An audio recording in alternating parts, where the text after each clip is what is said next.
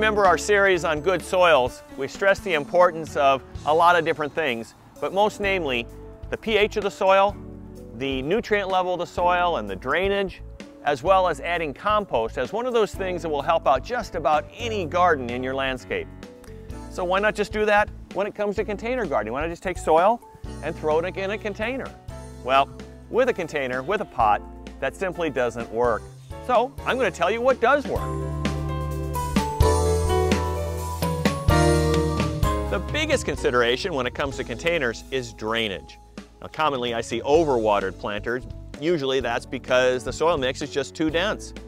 To avoid that, here's a recipe, if you will. Go ahead and mix equal parts of something that's going to hold water with something that's going to help water drift away or drain away. And that's a good mix to use. Now the holders are Canadian peat moss or compost. The drainers, sand, vermiculite, or perlite.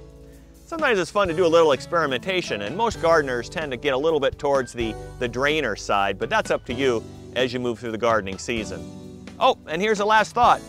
Make sure that every pot that you use has a drainage hole. Now what about those bags of pre-mixed potting soil that you see?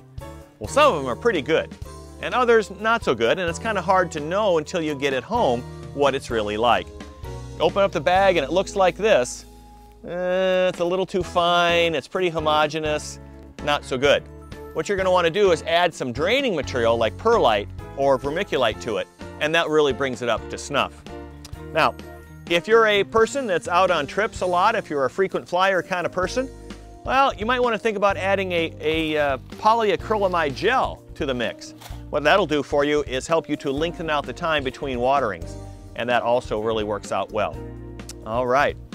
Now you know everything about what the soil needs to be, and it's time to think about putting the plants in, which is what we'll focus on next week on Garden Steps.